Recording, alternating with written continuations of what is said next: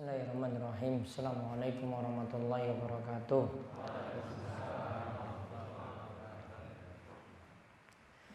Innal hamdalillah nahmaduhu wa nasta'inuhu wa nastaghfiruh wa na'udzu billahi min shururi anfusina wa min sayyiati a'malina.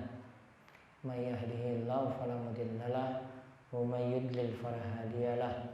Wa asyhadu an la ilaha illallah wahdahu la syarika lahu wa asyhadu anna Muhammadan abduhu wa rasuluh. Allahumma sholli ala nabiyyina Muhammad wa ala alihi wa man tabi'ahum bi ihsanin ila yaumiddin. Allahumma anfa'na bima 'allamtana wa 'allimna ma yanfa'una wa zidna ilma. Alhamdulillah, para jamaah sekalian, bapak dan ibu-ibu yang mungkin senantiasa dirahmati dan diberkahi oleh Allah Subhanahu wa taala. Kita bersyukur di kesempatan malam hari ini kita masih diberikan kesehatan, diberikan panjang umur oleh Allah Subhanahu wa taala sehingga kita bisa melanjutkan pengawasan rutin kita setiap malam Selasa ini. Dan kali ini kita akan kembali melanjutkan pembahasan dari kitab Riyadhus Shalihin karya Imam Nawawi rahimahullah, masuk dalam pembahasan atau masih dalam pembahasan al-yakin wa tawakkal. Yakin dan tawakal pada Allah Subhanahu wa taala. Dalam pembahasan sebelumnya kita telah membahas hadis 70.000 orang yang masuk surga tanpa hisab dan tanpa siksa. Kali ini kita lihat hadis nomor 75,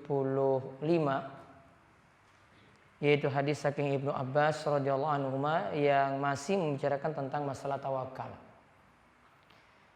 Ibnu Abbas radhiyallahu anhuma meriwayatkan pula bahwasanya Rasulullah shallallahu alaihi wasallam bersabda, beliau berdoa seperti ini: Allahumma laka aslamtu wa bika amantu wa alaika tawakkaltu wa ilaika anabtu wa bika khasamtu. Allahumma a'udzu bi'izzatika la ilaha illa anta an tudillani antal hayyul ladzi la tamut wal jinnu wal insu yamutun. Yaitu Nabi SAW pernah berdoa, ya Allah, hanya kepadamu aku berserah diri dan hanya kepadamu aku beriman. Amantu wa alaika tawakkaltu, dan hanya padamu ya Allah aku bertawakal. Wa ilaika anabtu, dan kepadamulah aku kembali atau bertobat. Wa bika khasamtu, ya Allah kepadamulah aku itu mengadukan segala urusanku. Allahumma a'udzu biizzatika, ya Allah dengan kemuliaanmu, la ilaha illa anta, tidak ada yang berhak disembah kecuali engkau, tidak ada ilah yang berhak disembah kecuali engkau. Antudillani, dan aku memohon agar engkau tidak menyesatkan diriku. Antal hayyu, engkaulah ya Allah yang maha hidup. Allazi la tamut, yang tidak mungkin mati. Wal jinnu wal insu yamutun, sedangkan jin dan manusia semuanya itu bisa mati. Hadis ini muttafaqun alaih, diriwayatkan oleh Imam Bukhari dan Muslim, dan hadisnya lafaznya dari Imam Muslim, dan di riwayat Bukhari cuma secara ringkas. Maka Bapak Ibu sekalian yang semoga senantiasa dirahmati oleh Allah Subhanahu wa taala, di sini ada prinsip-prinsip doa yang diajarkan oleh Nabi Shallallahu Alaihi Wasallam. Ada beberapa poin yang bisa kita ambil pelajaran dari hadis ini. Yang pertama, pelajaran tentang doa. Hendaklah saat berdoa itu menyeru dan memanggil Allah Subhanahu Wa Taala dengan menyebut namanya.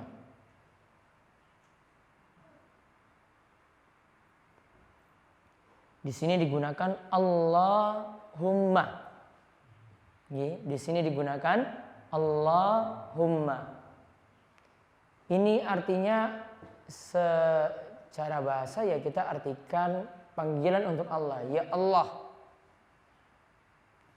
Yang sebenarnya kalimatnya itu ya dengan kalau dalam bahasa Arab orang seperti ini memanggil orang itu dengan kalimat ya, atau kalau ada alif lam menjadi ya ayyuha. Di sini huruf nida ya dikenal dengan huruf nida dengan panggilannya itu dileburkan langsung menjadi Allahumma. Mim yang terakhir di belakang, mim yang ditasydid ini adalah gantian dari panggilan yang ada di depan dengan ya. Ya, diganti dengan panggilan yang ada di depan tadi, mengganti ya di depan. Maka jadilah Allahumma. Dan ini tadi kami sebutkan bahwasanya kalau bapak ibu-ibu ingin berdoa, maka hendaklah menyebut nama-nama Allah. Nama Allah ya, nama Allah itu sendiri. Atau menyebut dengan nama yang kita kenal dengan Asmaul Husna. Bisa dengan panggilan tadi Allah jadi Allahumma. Bisa dengan panggilan Rabbana ya, Rabbi atau Rabbana. Contoh kalau Rabbana apa? Rabbana atina fid dunya hasanah. Kalau Rabbi auzi'ni an ashkura ni'mataka allati an'amta 'alayya wa 'ala walidayya wa an a'mala shalihan tardah wa aslih li fi dzurriyyati inni tubtu ilaika wa inni minal muslimin. Itu doa apa itu? Pak Nur sudah baca di buku 50 doa? Doa ketika sudah mencapai usia pinten tahun? Berapa? 60 apa 40? Itu doa untuk 40 tahun. Kalau 50 tahun saya belum tahu. 60 tahun belum tahu. 40 Rabbi auzi'ni dan seterusnya tadi. Ada di 50 doa kemarin. Yang belum dapat ya kapan-kapan lagi dapat.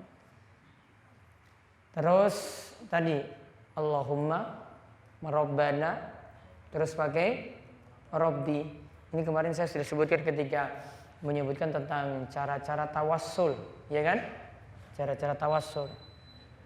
Bisa juga langsung kita menyebut nama-nama Allah seperti memanggil dengan Ya Hayyu Ya Qayyum. Ya Hayyu Ya Qayyum bi rahmatika astaghits wa aslih li sya'ni kullahu wa la takilni ila nafsi tarfata 'ainin abadan. Di depan itu memakai panggilan Ya Hayyu ya Allah yang Maha Hidup, Ya Qayyum ya Allah yang mengurus setiap urusan makhluknya. Yang kita itu semua bergantung pada Allah Subhanahu wa ta'ala. Dipanggil dengan seruan Ya Hayyu Ya Qayyum tadi.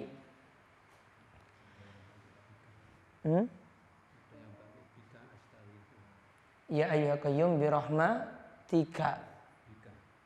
Bi rahmatika bika astaghits. Ya Hayyu Qayyum bi rahmatika. Ini Ya Hayyu Qayyum bika astaghits. Enggak pakai rahmat. Kalau dalam lafaz wallahu alam ada rahmatnya situ. Nah, baiknya pakai rahmat karena riwayatnya seperti itu. Bi rahmatika astaghits wa aslih li sya'ni kullahu wa la takilni ila nafsi tarfata ainin.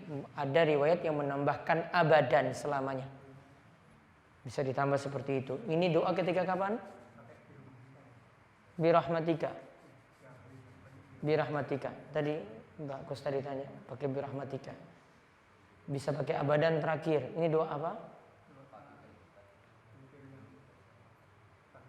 Pagi dan petang. Dibaca juga ketika kapan lagi?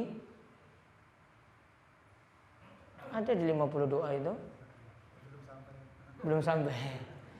Doa ketika galau. Ya, punya banyak masalah, susah. Ya, bahasa anak muda kan galau. Ya, pikirannya itu banyak. Nah, pakai ini tadi. Ya Hayyu ya Qayyum, birahmatika, dengan rahmat-Mu ya Allah, astaghits, aku minta tolong padamu ya Allah. Birahmatika astaghits wa aslih sya'ni kullahu, ya Allah, bereskanlah setiap urusanku. Wala takilni ila nafsi, janganlah engkau sandarkan pada diriku sendiri. Tarfata ainin, walaupun cuma sekejap mata, abadan, untuk selamanya. Kemudian di sini disebutkan beberapa hal di sini. Laka aslamtu, padamulah ya Allah aku aslam, berserah diri.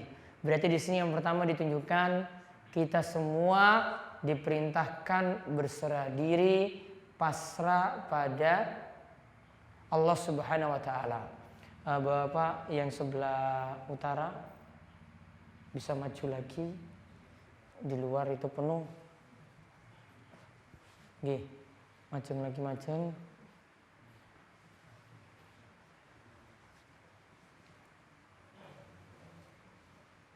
Ya.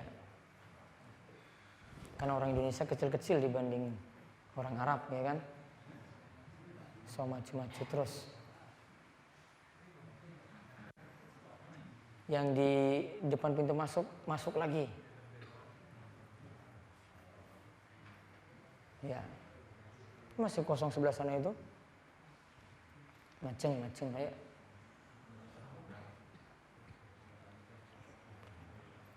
Ya. Yang pertama di sini, laka aslamtu, ya Allah aku berserah diri untuk semua urusanku. Kemudian yang kedua, wabika amantu, ya Allah aku beriman padamu. Kemudian yang ketiga, wa alaika tawakkaltu, ya Allah aku bertawakal padamu. Kemudian yang keempat, wa ilaika annabtu, ya Allah aku kembali beribadah padamu, alias bertobat padamu ya Allah. Wabika khasamtu, ya Allah kepadamulah aku mengadukan setiap hajat-hajatku. Mengadukan, khasamtu mengadukan. Kalau di sini diterjemahkan, dan dengan pertolonganmu lah aku berbantah atau berdebat atau mengadu. Kemudian disebutkan lagi, Allahumma a'udzu bi'izzatika, ya Allah aku meminta perlindungan dengan kemuliaanmu. La ilaha illa anta, tidak ada yang berhak disembah kecuali engkau. Sudah berapa itu? 1, 2, 3, 4, 5, 6. La ilaha illa anta antudillani, tidak ada yang dapat menyesatkanku. Berarti tidak ada yang dapat menyesatkan kita kecuali kalau Allah sesatkan. Terus yang ketujuh, antal hayyu, kita akui Allah itu maha hidup. Allazi la tamut, yaitu engkau tidak mati, berarti Allah itu tidak mati. Sedangkan kita manusia, wal jinnu wal insu yamutun, jin dan manusia itu bisa mati. Maka lihat tadi ada kalimat-kalimat yang ini sebenarnya bentuk pasrah kita pada Allah Subhanahu wa taala. Ini bentuk kepasrahan kita pada Allah Subhanahu wa taala. Dan perlu dipahami doa ini tidak disebutkan untuk maksud-maksud khusus. Berarti kita jangan khususkan untuk problem-problem tertentu. Ini secara umum seperti itu. Pokoknya ini bentuk tawakal kita, bentuk pasrahnya kita pada Allah Subhanahu wa taala, dan yakin Allah akan menolong kita. Ya, terutama ketika kita punya problem-problem besar, punya masalah-masalah besar, baca doa ini. Namun masalah apapun. Ya, namun jangan dispesifikkan, jangan dikhususkan ini anggapannya untuk ini. Karena sebagian orang itu sedikit-sedikit baca ayat, akhirnya simpulkan sendiri. Oh, ini kalau doa lagi dikejar anjing, summun bukmun umyun fahum la yarji'un. Apa artinya? Hah? Saya soalnya baru ditanya kemarin, saya kaget juga nih yang nanya. Ustaz, saya kalau dikejar anjing baca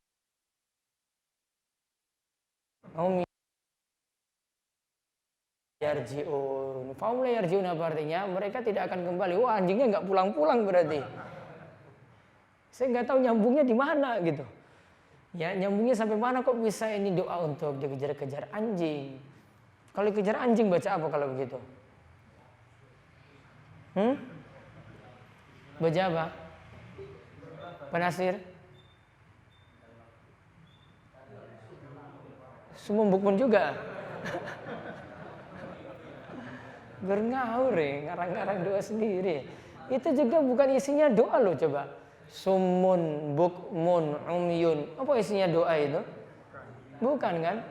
Buta, tuli, bisu. Wahum la yarji'un. Mana doanya di situ? Enggak ada kan? Kalau ini isinya doa, namun kan maksudnya umum. Ya, ini isinya doa namun maksudnya umum. Nah, kita dapat ambil pelajaran lagi yang lainnya sebelum masuk di isinya nanti. Asalnya doa itu baiknya kita minta dengan doa yang sifatnya umum, baiknya tidak diperinci. Baiknya tidak diperinci. Saya sebutkan satu riwayat. Ada seorang yang ketika berdoa seperti ini. Ini ada perkataan dari Abdullah bin Mughaffal. Dia pernah melihat ada seorang, dia mendengar ibnahu, putranya itu berdoa. Allahumma inni as'alukal qasr abiyat an yaminil jannah is dakhaltuha. Ya Allah, aku minta kepadamu dapat surga yang putih. Ketika saya itu masuk ke dalam surga. Ya Allah, aku minta kepadamu qasr, istana. Maaf, istana al-abiyat yang putih. Min yaminil jannah, yang posisinya di sebelah kanan surga. Iza dakhaltuha, jika aku masuk ke dalam surga tadi. Kemudian dia mengatakan seperti ini. Ai bunayya salillahal jannah wa ta'awuz billah minan nar. Fa inni sami'tu Rasulullah sallallahu alaihi wasallam yaqul. Wahai anakku yang tercinta, kalau mau berdoa cukup engkau minta, ya Allah masukkanlah aku ke dalam surga dan jauhkanlah aku dari neraka. Doanya umum. Kalau tadi dia minta detail kan? Harusnya kan bisa diperinci lagi. Ya Allah, saya minta istana di surga, rumahnya warna ini, di dalamnya ada perabot ini, ya nanti istrinya ayunya seperti ini. Kan harusnya bisa didetailkan seperti itu. Harusnya bisa dirinci kan? Kurang lengkap juga rinciannya sebenarnya. Intinya di sini ditegur oleh bapaknya Abdullah bin Mughaffal, kalau kamu berdoa tuh bukan seperti itu. Mintalah apa? Kalau minta surga, mintalah surga saja pada Allah untuk masuk dalam surga.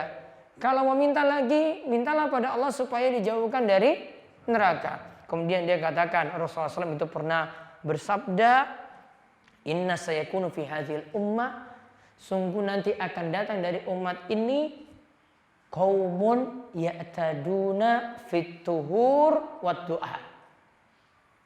Akan datang dari umat ini, yaitu di akhir zaman nanti akan muncul orang-orang yang berlebihan ketika dia itu bersuci dan berlebihan ketika dia itu berdoa.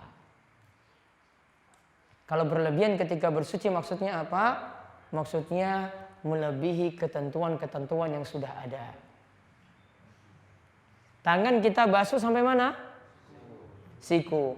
Dia basuh lebih daripada siku. Kaki sampai mata kaki. Dia basuh diangkat lagi sampai di betisnya, diangkat lagi sampai di lututnya. Sudah berlebihan. Ini dikatakan di akhir zaman orang yang berlebihan dalam suci. Bentuknya lagi, kita itu kalau diperintahkan berwudu cuma 3 kali, maka tidak boleh sampai 4, 5, atau 6 kali setiap basuhan anggota wudu yang ada. Maksimalnya berapa? Maksimalnya 3. Kecuali nanti untuk kepala, tali telinga yang diperintahkan oleh Nabi Sallallahu Alaihi Wasallam. Ya, riwayat-riwayatnya nanti bisa dilihat di kitab Bulughul Maram juga. Nabi Sallallahu Alaihi Wasallam cuma mengusap sekali saja. Bahkan untuk kepala, tali telinga itu disambungkan.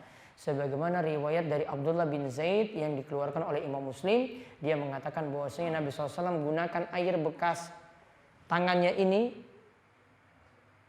sendiri, kepala itu sendiri. Ditambahkan dalam riwayat Imam Al-Baihaqi, ya, bahwasanya Nabi SAW itu menyatukan antara kepala dan telinga, namun disebutkan dalam riwayat Al-Baihaqi, kepala dan telinganya itu dipisah. Namun dikuatkan lagi dengan riwayat-riwayat yang lain dari Utsman dan riwayat-riwayat yang menceritakan tentang cara wudu, yang ada untuk kepala dan telinga itu disatukan. Artinya air bekas kepala kita langsung lanjut dengan telinga. Air bekas kepala itu langsung dilanjutkan dengan telinga tanpa mengambil air yang baru. Nah, itu contoh berlebihan ketika bersuci. Berlebihan dalam berdoa bagaimana? Berlebihan dalam berdoa ada 2 bentuk. Berlebihan dalam berdoa ada 2 bentuk. Sebagaimana dikatakan oleh Syekh Shalih Al-Munajjid. Yang pertama, doanya tadi terperinci. Jadi kalau minta motor, minta motornya warnanya ireng, keluaran tahun 2017, ya, merek ini. Minta detail sekali. Seperti itu. Cukup mintanya apa? Ya Allah, berikanlah saya kendaraan yang dan gak perlu utang. Tambah doa itu lagi. Ya, utang nanti bikin rewel lagi nanti motornya. Mau minta rumah, sudah minta pada Allah. Ya Allah, saya minta rumah yang menyenangkan, rumah yang bisa hidup tenang. Sudah seperti itu saja. Mau minta tetangga-tetangga yang baik, ya cukup minta pada Allah. Allahumma inni a'udzubika min jari su'. Ya Allah, lindungilah aku dari tetangga-tetangga yang jelek. Gak usah rinci tetangga-tetangganya seperti apa. Cukup minta perlindungan dari tetangga-tetangga yang jelek. Doa Nabi SAW seperti itu. Maka baiknya doa tadi tidak mufassal, tidak terlalu dirinci mintanya itu apa. Karena diantara masalahnya nanti kalau kita minta seperti itu, kalau nggak diberi, terasa kita itu berdoa kayak percuma sekali. Ya Allah, kok saya minta motor warna ireng seperti kemarin, kok diberikan motor kayak gini. Nyesel nggak ketika itu kalau berdoa? Nyesel sekali loh. Padahal dia tidak diberi ini, diganti dengan yang lain, boleh jadi Allah angkat musibah dari dirinya diganti dengan yang lebih baik. Kalau ganti dengan yang lain, dia minta motor, malah kalau tadi minta merek ini dirinci, Allah ganti dengan merek yang lain yang ini sesuai dengan kemampuanmu. Kamu diangkat dari musibah-musibah yang lainnya. Karena mungkin kalau beri mahal, ya uangmu cuma seperti ini, itu pun cuma untuk DP saja. Ya. Nyicil, akhirnya ngutang. Masalah lagi. Kemudian yang kedua, bentuk yang kedua, doa yang berlebihan,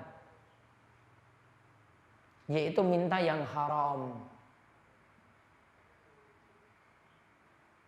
Juga segala perantara menuju yang haram.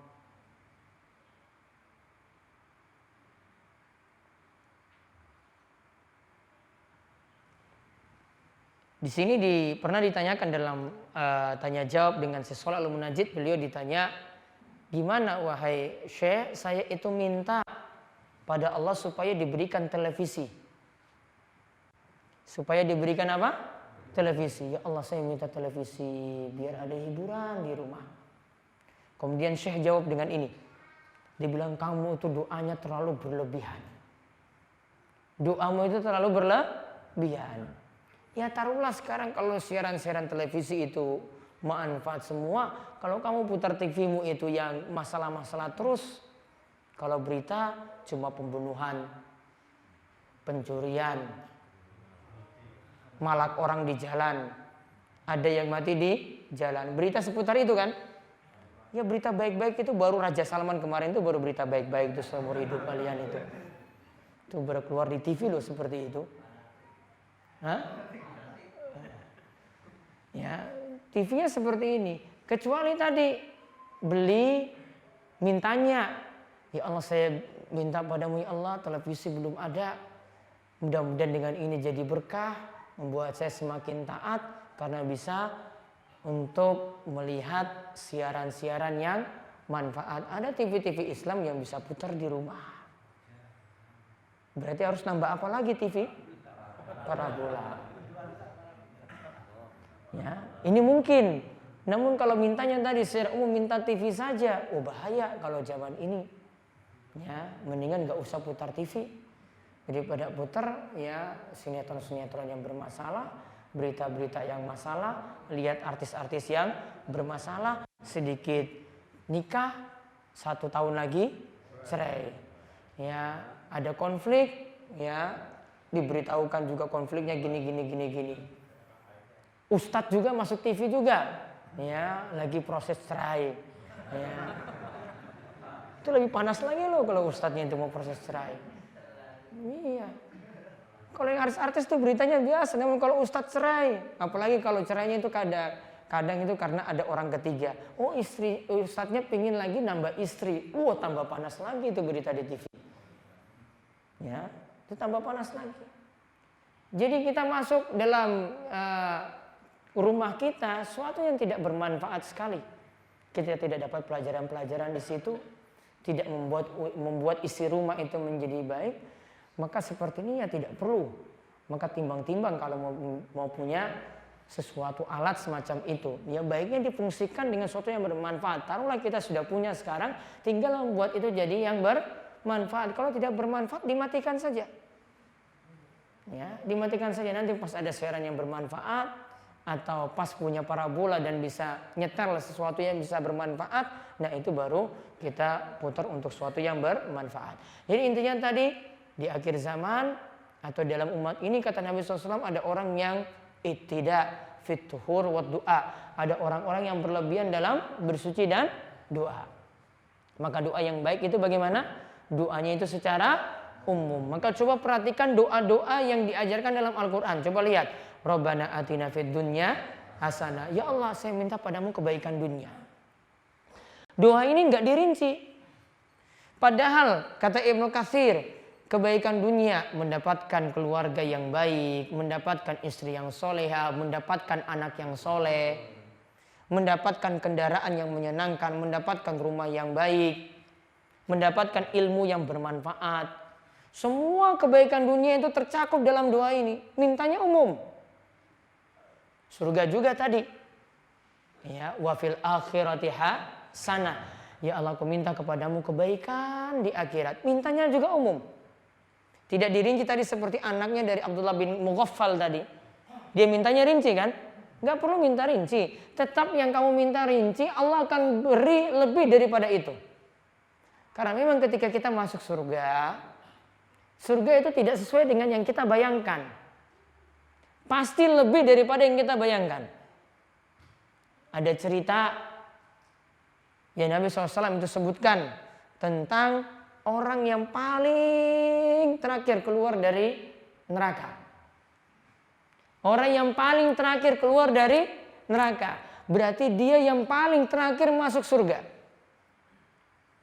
Ketika itu, saat dia sudah keluar, Allah tanyakan pada dia, kamu silakan masuk ke surga. Kemudian ketika itu dia sudah mau jalan, mau pergi ke surga, perasaan dia ini sudah kacau balau. Saya kalau masuk ke surga, saya paling terakhir. Saya yakin itu surga sudah penuh. Soalnya dia yang paling terakhir. Dia balik lagi hadap Allah lagi, kemudian dia beritahu, ya Allah saya itu paling terakhir, gak mungkin. Surga itu sudah penuh. Ngeyel lagi, diberitahu, kamu pergi ke surga sana, lihat surga itu seperti apa. Masih perasaannya seperti itu juga. Ya, masih perasaannya seperti itu, nggak yakin dengan luasnya surga itu bagaimana dan kasih sayang Allah itu seperti apa. Dia jawabannya sama. Balik lagi di hadapan Allah, dia beritahu lagi, ya Allah, saya itu paling terakhir, nggak mungkin saya bisa masuk surga. Surga sudah penuh. Maka kemudian Allah berdialog dengan dia, Allah tanya padanya, sekarang coba, kamu paling terakhir, namun coba kamu ingin surga itu seperti apa? Wah, saya ingin istananya seperti ini, pingin perlengkapannya seperti ini, seperti ini. Kemudian Allah itu jawab, yang kamu bayangkan surga itu masih 10 kalinya. Yang kamu bayangkan surga itu masih 10 kalinya. Padahal dia sudah bayangkan seperti istana yang di dunia yang paling-paling mewah. Tapi tetap kalah apa yang dia bayangkan. Lihat, yang ada di dalam benaknya itu dia kalah dengan apa yang Allah Subhanahu wa taala itu berikan. Maka ketika itu dia diberikan apa? 10 kalinya apa yang dia bayangkan. Ini baru yang paling terakhir. Paling jelek loh ini berarti. Dan ini juga jadi keyakinan Ahlussunnah wal Jamaah. Orang yang masih punya iman, masih punya peluang untuk masuk surga. Sebagian kalangan berpendapat seperti ini. Kalau orang sudah masuk neraka, tidak mungkin lagi masuk surga. Peluangnya untuk masuk surga seperti unta masuk dalam lubang jarum. Ini pemahaman sesat. Ya, ini pemahaman keliru.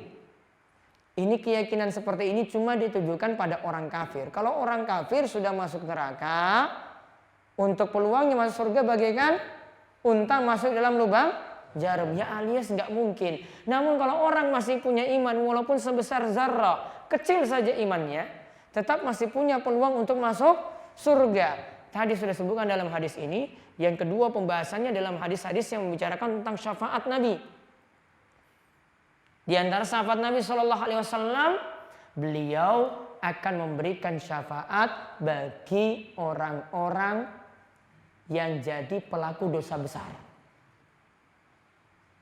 Pelaku dosa besar masuk neraka atau tidak? Masuk neraka namun tahtal masyiah. Masuk neraka namun tergantung dengan kehendak Allah. Kalau Allah kehendaki orang yang berbuat dosa besar itu masuk surga, maka dia bisa masuk surga langsung. Karena ada cerita, ada orang yang punya catatan amalan itu dibentangkan itu sejauh mata memandang, catatan dosa, catatan kriminalnya.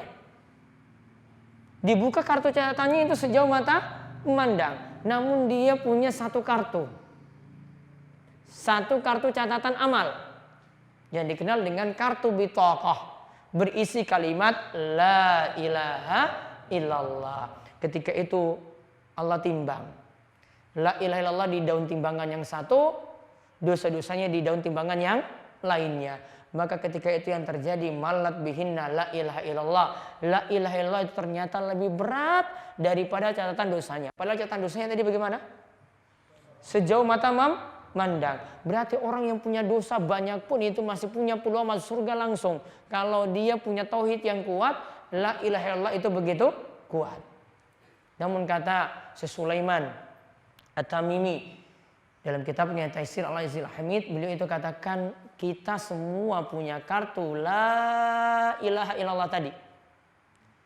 Namun kekuatannya itu tidak seperti orang ini. Ini jarang sekali orang yang punya kartu semacam itu. Kita punya kartu la ilaha illallah semuanya. Namun tidak ada yang punya pengaruh kuat seperti itu. Maka ini cuma pada orang-orang yang sedikit yang la ilaha illallah, yang imannya itu sangat-sangat kuat sehingga bisa mengalahkan catatan-catatan dosa yang dia miliki. Namun dari hadis ini dapat disimpulkan nilai yang dikatakan oleh Syekh Muhammad bin Abdul Wahab, bahwasanya orang yang bertauhid itu punya keutamaan masuk surga. Namun masuk surga itu ada dua macam. Pernah saya sebut. Yang pertama, langsung masuk surga tanpa siksa. Yang kedua, mampir dulu kemana? Neraka. Namun tetap masuk surga. Sama-sama nggak ujungnya? Sama. Namun bedanya yang tadi, yang satu itu langsung masuk surga, yang satu itu mampir dulu dalam neraka. Pengen mampir apa pengen langsung? Pengen langsung. Ya, masuk surga punya seperti itu. Jadi kalau hadis-hadis, ayat-ayat yang membicarakan, oh orang yang bertauhid itu akan masuk surga seperti ini, maka punya dua makna tadi. Pokoknya ujung-ujungnya masuk surga. Entah dia masuk surga itu langsung atau mampir dulu dalam neraka. Begitu juga kalau bagi orang beriman dikatakan masuk neraka. Ada yang masuk neraka sementara. Ya. Ada yang masuk neraka itu cuma sementara. Ada juga pengertian masuk neraka untuk orang kafir. Untuk orang kafir masuk neraka tidak keluar-keluar lagi dari neraka. Namun ini tidak berlaku pada orang beriman. Intinya tadi, orang yang masuk neraka, kalau orang yang masih punya iman, tetap masih punya peluang untuk masuk surga. Nah, itu kita kembali ke masalah doa tadi. Kemudian kalau lihat dalam isi doa, kita diperintahkan beberapa hal di sini. Berarti yang pertama, pasrah pada Allah. Dan ingat ya, di sini kalimatnya semuanya dengan kalimat hasr. Kita hanya pasrah pada Allah. Yang kedua, kita hanya beriman pada Allah. Yang ketiga, kita hanya tawakal pada Allah. Yang keempat, kita hanya kembali bertaubat pada Allah. Nah, untuk kalimat-kalimat ini, empat ini, semuanya dengan kalimat hanya. Artinya tidak boleh orang itu pasrahkan urusannya pada selain Allah, tidak boleh. Tidak boleh beriman kepada selain Allah, tidak boleh. Tidak boleh tawakalnya juga kepada selain Allah. Tidak boleh juga dia anab, yaitu kembali, taubat. Namun tujuannya itu karena selain Allah. Semuanya ditujukan, empat hal ini ditujukan hanya pada Allah Subhanahu wa ta'ala. Contoh tawakal. Kalau kita bahas tawakal, wah ini kaitannya panjang. Namun ada hal-hal yang mengurangi tawakal kita. Di antara hal yang mengurangi tawakal, kalau bapak dan ibu-ibu sudah pasrahkan kepada sesuatu, hati kita itu menyandarkan diri pada sesuatu, padahal ini bukan sebab. Enggak terbukti secara eksperimen. Dari pengakuan-pengakuan juga tidak. Cuma kebetulan-kebetulan saja yang ada. Juga tidak didukung dengan dalil-dalil. Kalau kita dukung dengan dalil mungkin. Contoh misalnya, tahu air zam-zam ya? Ya, air zam-zam itu Nabi SAW katakan demikian. Ma'u zam-zam lima syuribalah. Air zam-zam itu tergantung orang yang minum air tersebut. Niatannya seperti apa? Pengen kuat? Maka dengan niatan itu dia tambah kuat. Karena orang yang pernah tinggal di sekeliling Masjidil Haram, dulu para ulama dulu, dia cuma bergantung pada air zam-zam saja bisa kuat, bisa hidup.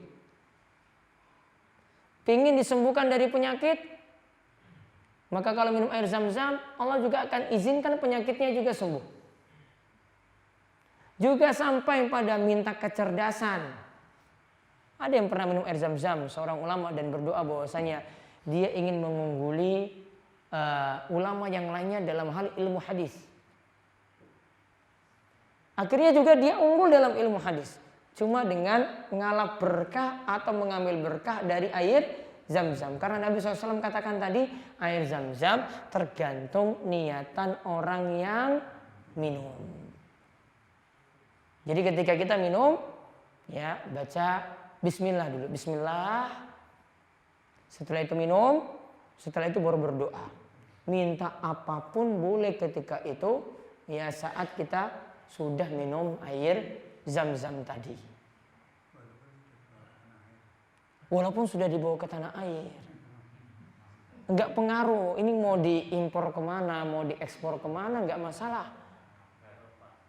Ya, wong orang yang di sana saja ada yang enggak ngerti itu air zam-zam. Ada yang di luar masjid cuma keran saja, keran yang biasa minum di luar, itu cuma dipencet. Di situ tidak ada tulisan ini bukan air Zam-Zam. Orang-orang masih percaya itu air Zam-Zam loh, ditaruh dalam botol-botol. Kalau mau ambil itu yang sudah ada tulisan, ini air Zam-Zam, ini hot, ini hangat, ini cold, ini dingin, ini not cold, ini tidak dingin, ini dingin. Itu baru. Ini cuma keluaran dari keran, dikira ini ya, padahal itu cuma minum biasa. Oh juga baru tahu berarti ya. Yang di luar cuma tempat minum biasa.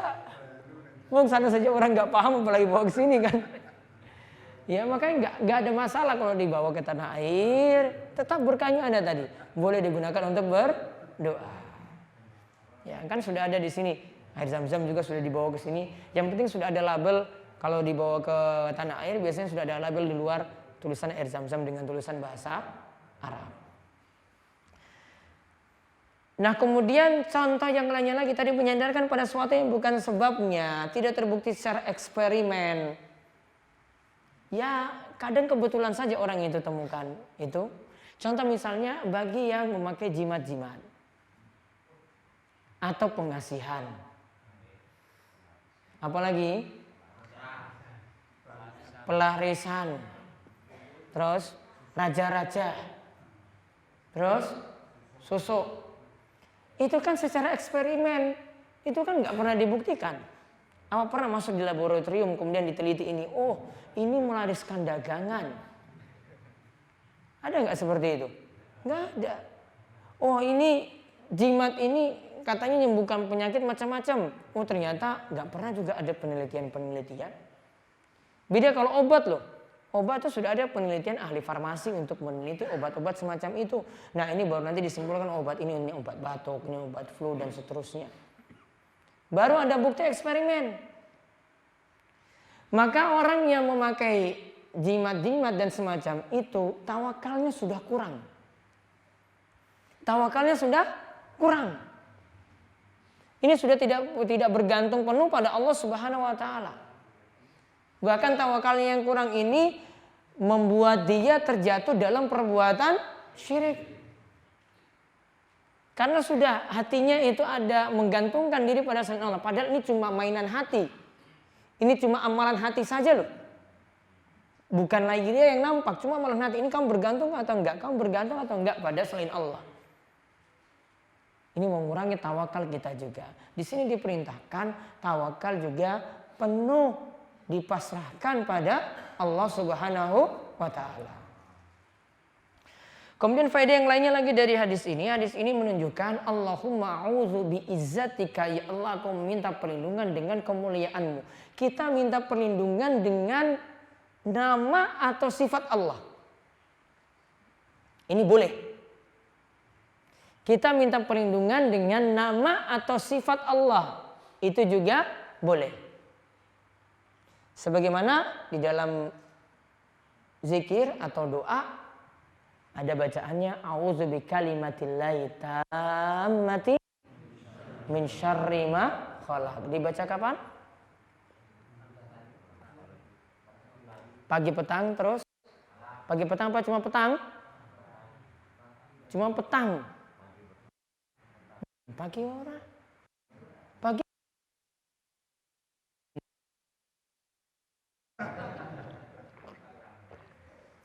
Itu cuma pas malam saja. Mati laita, mati minari, makhluk. Sama ini dibaca juga pas kapan? Mampir di tempat-tempat yang baru atau tempat-tempat angker. Ada kuburan yang dilewati. Ada pohon keramat. Pohon besar. Ya. Ada lewat katanya ini rumah hantu. Dari dulu nggak punya penghuni di situ. Orang lewat selalu klakson terus. Kita jangan ikut-ikut orang seperti itu. Yang muslim gimana? Baca doa ini sudah diajarkan oleh Nabi sallallahu alaihi wasallam, yaitu apa? A'udzu bikalimatillahi tammati min syarri ma khalaq. Di sini di dalam doa ini disebutkan aku minta perlindungan dengan kalimat Allah. Berarti kita berlindung dengan nama atau sifat Allah. Boleh. Sama seperti di sini Allahumma a'udzu biizzatika. Berarti dengan nama atau sifat Allah. Boleh. Nah, doa tadi itu bisa dipraktekkan. Tadi lewat tempat yang gelap, tempat yang angker, lewat kuburan, lewat rumah hantu, lewat pohon besar. Kalau itu dalam keadaan takut terus, biasakan doa ini.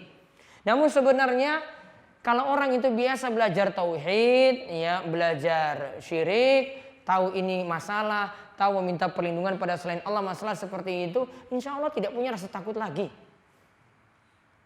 Ini tanda tauhidnya belum kuat. Masa sama pohon besar saja masih takut? Masa dengan kuburan-kuburan seperti saya masih takut? Ya berarti ini belum kuat, perlu ngaji terus. Dikuatkan lagi imannya. Ya, kalau masih ada yang punya rasa takut seperti ini, ngajinya belum kencang ini. Harus ngaji terus. Terutama mempelajari kitab tauhid, terutama mempelajari masalah tauhid, terutama memahami syirik. Karena ini tanda imannya masih belum kuat. Karena kalau tanda imannya kuat, ya itu nggak khawatir dengan keadaan gelap, keadaan yang seram di kuburan, keadaan ketika lewat pohon besar, kayu besar, nggak akan dia takut. Dia cuma menggantungkan rasa takutnya pada Allah Subhanahu wa ta'ala. Walaupun kadang ini sifatnya manusiawi, gelap-gelap ya kita takut. Kadang sifatnya manusiawi. Kadang kalau lagi motornya mogok di tengah hutan ya takut, ya jelas. Ada sifatnya manusiawi. Kalau sifat manusiawi nggak masalah. Namun jangan keterusan seperti itu terus. Maksudnya kok lewat kuburan ini terus saya kok perasaannya kayak gini. Oh, ini berarti masalah. Ya, dikuatkan lagi keyakinannya, dikuatkan lagi imannya. Kemudian hadis ini juga menunjukkan bahwasanya yang menyesatkan kita itu adalah Allah, ya, yang menyesatkan kita, yang memberikan kita petunjuk itu adalah Allah. Yang memberikan kita petunjuk itu adalah Allah. Dan tidak ada yang menyesatkan seorang itu kecuali dari Allah. Dan itu karena sebab manusia pula akhirnya dia itu bisa sesat. Tidak mungkin karena sebab begitu saja. Tidak mungkin karena dari Allah saja. Namun karena campur tangan manusia itu sendiri sampai dia bisa sesat. Ada orang yang dalam keadaan menguasai ilmu-ilmu yang dikenal dengan ilmu mantik. Apa ilmu mantik? Ilmu kalam. Ya, ilmunya terlalu ingin mendalami nama dan sifat Allah, di antara bentuknya mendalami nama dan sifat Allah namun terlalu kebablasan. Semuanya harus main logika. Ini bagi orang-orang yang terlalu berlebihan mempelajari ilmu-ilmu seperti ilmu filsafat. Nah, ini jadi orang-orang yang punya ilmu-ilmu mantik tadi. Akhirnya nama-nama Allah nanti dia tentang, sifat-sifat Allah Subhanahu wa ta'ala nanti dia tentang.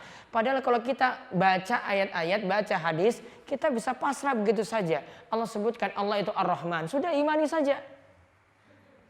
Allah sebutkan Allah itu Maliki Yaumiddin, ya sudah kita imani. Allah sebut Allah itu memiliki tangan, Allah itu memiliki wajah, Allah itu menetap tinggi di atas arsy-Nya, ya sudah kita imani. Imani saja sudah simpel, sudah gampang sekali. Namun kalau jenengan pakai ilmu mantik, pakai ilmu logika tadi, pikirannya selalu terforsir banyak. Sampai-sampai ya, orang-orang yang mempelajari ilmu seperti ini, mau dia buka ilmu mantik terlebih dahulu, itu mulai dari mempelajari kalamullah, kesimpulannya kitab Allah ini adalah makhluk, bukan firman Allah lagi. Al-Quran ini makhluk, bukan firman Allah lagi. Mulai dari situ mulai berpikiran itu bagaimana ini memainkan logika supaya pemahaman ini itu muncul. Logika tempatnya bukan di situ. Dalam masalah iman itu kadang kita tidak perlu pakai logika. Ya, kadang logika kita itu tidak masuk. Wah, memikirkan yang gampang saja kita nggak bisa. Logika kita itu sangat-sangat terbatas. Baiknya untuk hal-hal penting, untuk hal-hal dunia itu kita pikirkan dengan logika kita. Namun dalam masalah ibadah nggak usah mainkan logika di situ. Maka pernah Ali bin Abi Thalib itu mencontohkan bahwasanya Nabi SAW mempraktekkan saat mengusap sepatu. Dikenal dengan khuf. Yang diusap itu adalah bagian atasnya. Kemudian dia katakan bahwasanya andai agama itu dengan logika, kata Nabi SAW, andai agama itu dengan logika, maka tentu yang harus diusap, yang jalan, yang kena lantai ya sepatu bagian bawah. Harusnya yang bagian bawah itu yang diusap, bukan yang bagian atas. Itu kalau agama pakai logika. Dan kalau orang banyak berpikir dengan logika, ibadahnya itu kadang nggak jalan. Mikir dulu, oh kenapa subuh itu 2 rakaat, kok enggak zuhur saja yang 2 rakaat? Kan subuh lagi mulai sholat. Harusnya kan masa-masa semangat, harusnya kan 4. Zuhur kan lagi sibuk. Harusnya turun jadi 2. Logikanya akhirnya membuat dia, saya malah sholat lah, ini enggak masuk akal. Logika main itu membuat kita tuh akhirnya menolak ibadah seperti itu. Maka logika itu ada tempatnya. Punya porsi masing-masing. Kadang untuk masalah ini kita masuk cuma kita beriman saja pada ayat Al-Quran, pada hadis Nabi Sallallahu Alaihi Wasallam. Seperti itu yang kita gunakan. Kemudian faedah yang berikutnya lagi, Allah memiliki sifat hidup. Tidak mati. Bahkan sifat hidupnya Allah itu adalah secara mutlak. Hidup yang sempurna, tanpa butuh istirahat, tanpa ada rasa capek, tanpa ngantuk. Sedangkan jin, wal ins dan manusia yang mutun, mereka itu bisa mati. Allah tidak. Makanya tadi dalam doa disebut ya hayyu ya qayyum.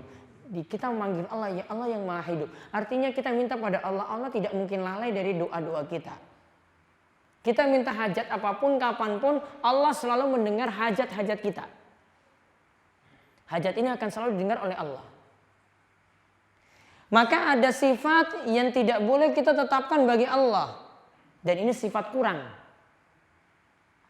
Sifat kurang tadi apa? Tidur. Sifat kurang lagi bagi Allah apa? Ngantuk, capek, lalai walaupun hanya sebentar. Namun kalau sifat-sifat ini manusia tidak punya, malah manusia terdapat sifat kurang. Coba kalau manusia nggak tidur, kurang nggak? Kurang. Manusia nggak istirahat, kurang nggak? Kurang. Manusia tidak mati, kurang juga. Ya, akan penuh planet bumi ini, akan penuh dengan manusia. Maka harus mati.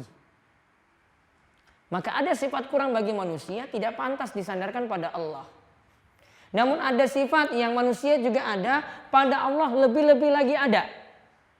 Dan lebih sempurna lagi. Ada manusia yang penyayang, namun Allah juga punya sifat Ar-Rahman, Maha Penyayang.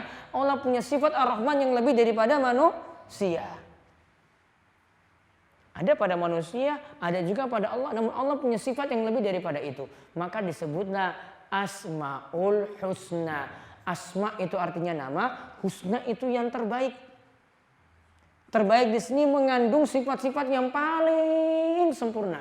Tidak ada sifat kekurangan dari segala macam sisi. Wong sifat rahmatnya Allah Subhanahu wa taala, Allah itu masih memberikan rizki pada orang kafir. Allah masih memberikan rizki kepada pelaku maksiat. Andai rizki itu cuma diberikan kepada orang beriman dan pada orang yang sholat, kira-kira hari ini banyak yang mati nggak? Cuma diberi kepada orang yang sholat, diberikan kepada orang yang beriman saja. Mungkin cuma 1/10, nggak sampai 1/10, 1/20 warga Imogiri ini cuma yang hidup cuma itu saja. Yang 19/20 mati. Yang perhatikan sholat coba berapa persen coba di Imogiri. Yang mau ngaji berapa persen. Yang mau terus memperbaiki imannya berapa persen. Sedikit sekali. Namun Allah itu begitu adilnya dan begitu kasih sayangnya pada manusia. penjahat pun, orang kafir pun tetap mendapatkan rahmat dan rizki dari Allah Subhanahu wa ta'ala. Jadi Allah tidak pandang dalam masalah rahmat dan rizkinya tadi. Wallahu a'lam bishawab. Ini kesimpulan tadi dari hadis nomor 75. Kesimpulan yang sangat penting. Hadis ini berisi tawakal kita penuh pada Allah Subhanahu wa ta'ala, dan kemudian juga berisi doa-doa yang jawami'ul kalim, yang singkat, padat, namun kandungannya itu begitu luas seperti yang dijelaskan tadi. Ya, demikian. Insyaallah pada pertemuan berikutnya lagi kita lanjutkan masih dalam pembahasan yakin dan tawakal. Ada yang ingin ditanyakan, monggo. Terkait dengan keinginan tadi, menginginkan sesuatu, kemudian ada yang menasihatkan, misalnya pengen mobil, setiap ketemu mobil sih merek A disolawat, ingin rumah yang seperti yang diinginkan, dia lihat rumah itu dia solawati, atau barang yang lain. Nah, gimana Ustaz? Boleh nggak kita mensolawati tetap barang? Boleh atau tidak kita mensolawati barang yang sudah kita dapat. Yang tadi kita ingin punya mobil, habis itu diselawatkan. Terus kalau punya pingin rumah, diselawati juga. Seperti itu. Belum dapat. Baru ketemu selawat. Oh, saya pengen mobil kayak gini, saya baca selawat, mudah-mudahan nanti dapat. Nah, nanti pengen rumah, saya pengen rumah kayak gini, mudah-mudahan dengan selawat nanti dapat. Seperti itu tidak dicontohkan oleh Nabi Shallallahu Alaihi Wasallam. Intinya yang namanya selawat, ada tempat-tempat tertentu yang kita dianjurkan untuk baca. Kalau kita mau pakai untuk tempat yang lainnya, baiknya kita lihat ada tuntunan nggak dari Nabi Shallallahu Alaihi Wasallam. Ada contohnya misalnya tempat-tempat untuk bersolawat banyak sekali. Bahkan disebutkan pembahasan ini paling lengkap disebutkan dari pembahasan Ibnu Qayyim dalam kitabnya Jala'ul Afham. Itu membahas tentang solawat secara rinci. Beliau sebutkan berbagai macam tempat, namun saya belum temukan yang ini. Ya, di antaranya beliau sebut kalau mau solawat satu hari itu bisa banyak sekali tempat solawat. Misalnya setelah dikumandangkannya azan, setelah kita baca Allahumma rabba hazihi da'wati tammah wa sholatil qa'imati dan seterusnya, awalnya dahului dengan solawat. Karena setelah azan dianjurkan untuk solawat. Namun baiknya tidak dikeraskan keluar, cukup dalam masjid saja. Kemudian yang kedua, solawat juga ada di antara doa masuk masjid. Itu ada tambahan baca solawatnya. Keluar masjid juga ada tambahan bacaan solawatnya. Seperti dalam bacaan Bismillah wassalatu wassalamu ala rasulillah Allahumma ftahli abwaba rahmatik. Diawali dengan solawat di awal. Ada bacaan seperti itu. Kita ketika sholat wajib ketika tahiyat akhir membaca solawat. Ada lagi di dalam majelis seperti ini dianjurkan juga untuk solawat. Ketika Nabi SAW namanya disebut juga dianjurkan untuk solawat. Bahkan di dalam doa ketika kita panjatkan doa selain memuji Allah. Selain memuji Allah kita juga awali dengan solawat dulu. Muji Allah kemudian masuk solawat. Kata yang disebutkan dalam riwayat, kalau orang baca solawat ya tidak ada penghalang antara doanya ini dengan Allah. Artinya langsung terkabul. Karena diawali dengan salawat terlebih dahulu. Ada dalam majelis, walaupun cuma kumpul-kumpul biasa, Nabi SAW anjurkan. Pokoknya di situ minimal ada bacaan salawat saja. Dianjurkan seperti itu. Adapun tadi untuk maksud keinginan supaya punya sesuatu, kemudian dianjurkan untuk salawat, wallahu alam tidak ada dalil yang menunjukkan hal semacam itu. Kalau dalil yang tadi itu ada. Pun, ya. Ada lagi? Waalaikumsalam warahmatullahi wabarakatuh.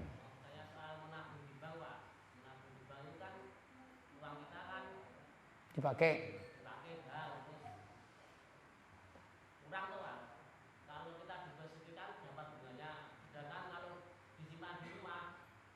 Takut hilang.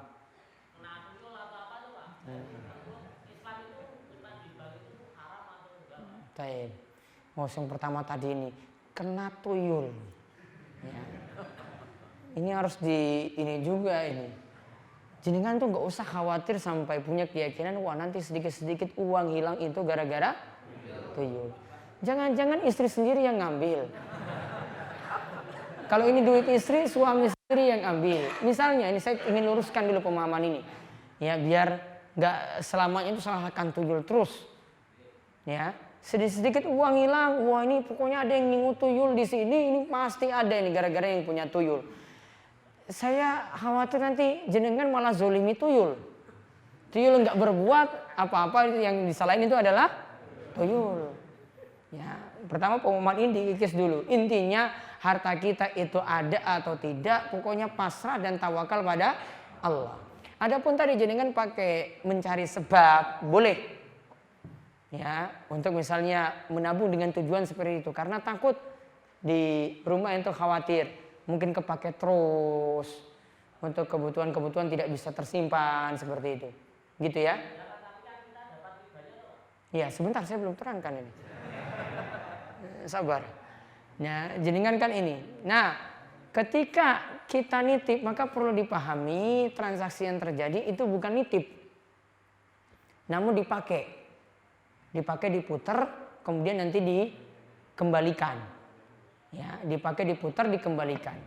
Kalau namanya nitip, ya, biasanya di masjid-masjid besar itu ada tempat penitipan sendal atau tas. Ketika kita nitip sendal atau tas tadi, boleh nggak dipakai? Takmirnya, Pak saya pakai dulu lah, muter-muter sini, jalan-jalan dulu baru saya kembalikan. Boleh nggak? Nggak boleh. Itu namanya nitip. Diistilahkan kalau dalam bahasa Arabnya dengan wadiah. Namun yang terjadi di bank tadi, misalnya yang jenengan sebutkan, transaksinya bukan wadiah. Namun yang terjadi situ adalah bank nanti make muter dulu, kemudian nanti kembalikan. Ya. Make kemudian nanti kembalikan. Ini sama seperti pinjam. Jadi pinjam dari kita. Kemudian dia gunakan tadi dan usahanya macam-macam. Oke, ada untuk simpan pinjam, mungkin juga ada untuk investasi bisnis macam-macam. Namun kan nggak jelas. Ya, namun mayoritasnya itu adalah simpan pinjam. Berarti kalau itu simpan pinjam dan jenengan itu diberikan hasil di situ, nah itu namanya hasil dari simpan pinjam. Dan ini keuntungan dari simpan pinjam inilah yang disebut dengan riba. Yang ditanyakan apa?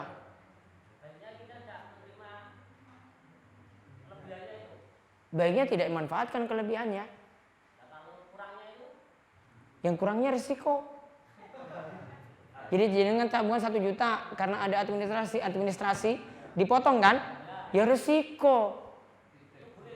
Jenengan nitip sendal di masjid kadang bayar nggak? Bayar. Masuk toilet bayar nggak?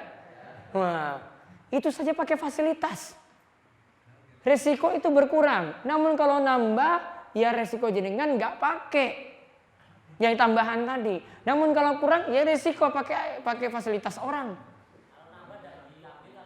Kalau nambah nggak diambil, kalau kurang ya sudah risiko, bayar.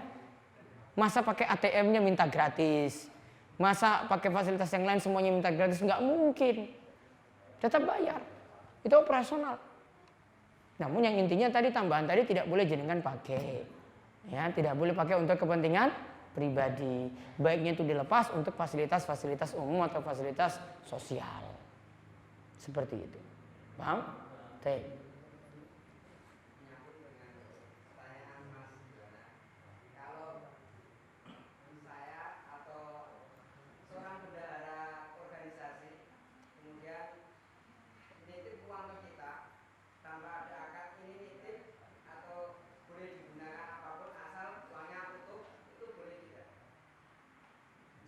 Jadi nitip, terus nanti kembalikan utuh.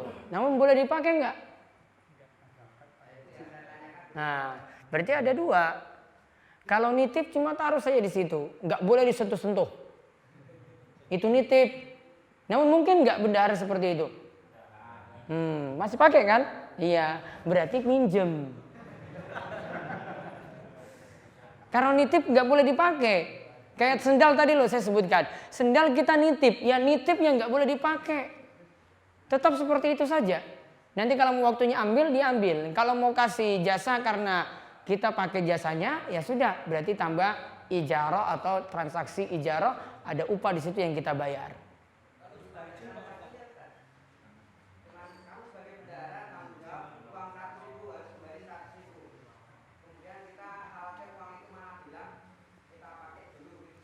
Ya, berarti tanggung jawab ketika diminta berarti harus kembalikan. Ya, ketika diminta harus kembalikan. Bon.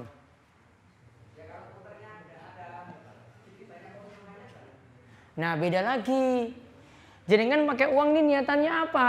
Kalau niatannya itu minjam itu kembalikan utuh. Namun kalau niatannya itu bagi hasil, yang pertama, bagi hasil harus mengingat kalau untung kita bagi bareng-bareng. Namun harus pakai akad di awal, kita transaksinya apa.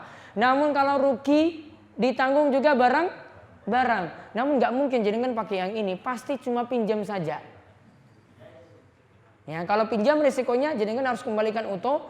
Namun keuntungannya untuk jenengan tidak boleh berikan keuntungan kepada orang yang punya uang.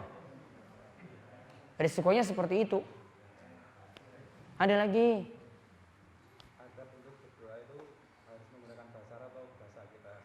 Ini pertanyaannya, kalau mau berdoa pakai bahasa Arab atau bahasa kita saja? Dalam sholat atau di luar sholat? Kalau setelah sholat bahasanya bebas. Namun kalau dalam sholat disyaratkan dengan bahasa Arab. Ya, kalau dalam sholat itu disyaratkan dengan bahasa Arab. Karena dalam sholat tidak boleh dengan bahasa manusia. Maka nanti pakai doa yang sifatnya umum. Rabbana atina fid dunya hasanah wa fil akhirati hasanah wa qina adzabannar. Namun kalau bersolat setelah salam, monggo pakai bahasa apapun boleh. Sama-sama mustajab. Sama-sama mustajab. Ada lagi? Ya.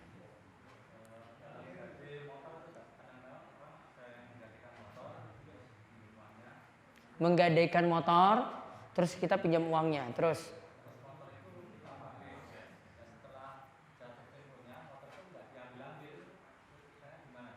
Baik. Ini ada seorang yang menggadaikan motor untuk mendapatkan pinjaman. Terus setelah itu motornya dipakai oleh yang meminjam. Iya kan? Maaf, motornya dipakai oleh yang meminjamkan uang. Ya, yang meminjamkan uang pakai motornya tadi. Sampai kapan?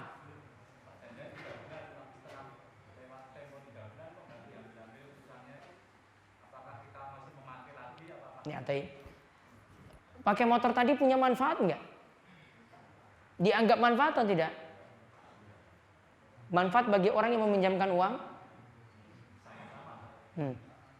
Iya, siang ini kita tahu dia dapat pinjaman dari kita. Namun kita kan dapat manfaat lagi dari motornya kan? Motornya kita pakai kan?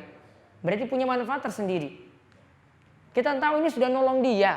Dia sudah dapat manfaat dari situ. Namun asalnya akad utang piutang tolong menolong murni.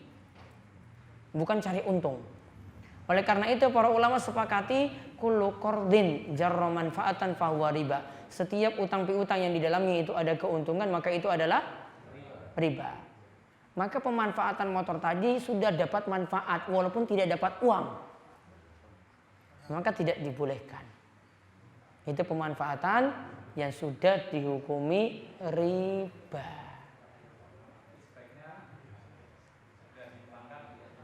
Sebaiknya kalau utang sudah lunas ya segera dipulangkan motornya tadi. Iya. Namun kalau motornya tadi dititip, motornya pokoknya tidak dipakai. Kecuali jenengan mau ganti rugi. Misalnya motor ini saya pakai, saya anggapannya seperti rental. Saya rental motornya, bayar dengan harga yang normal. Baru boleh. Ada lagi? Ya. Singkat mawon.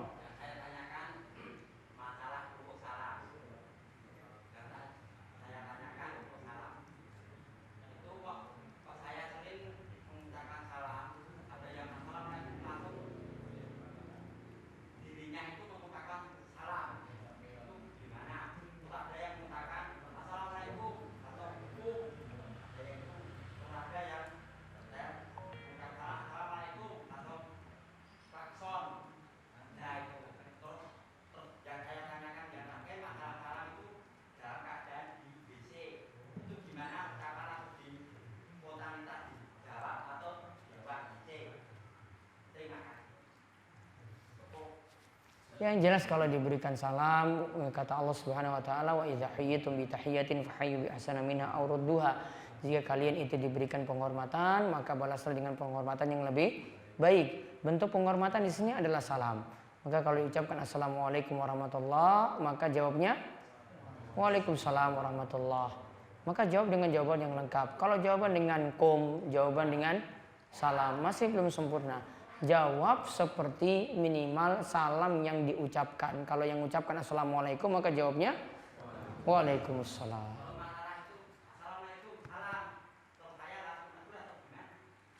Ya, baiknya ajarkan. Ini kalau diucapkan assalamualaikum, jawabnya waalaikumsalam. Pun nggak boleh. Nanti setelah selesai baru nanti ucapkan salamnya tadi. Oke. Ya, itu saja yang kita sampaikan kesempatan malam hari ini. Moga-moga manfaat dan moga-moga Allah Subhanahu wa taala memberikan kita taufik dan hidayah untuk terus bisa beramal soleh, dan mudah-mudahan kita senantiasa diberikan keistiqomahan. Ada Uman?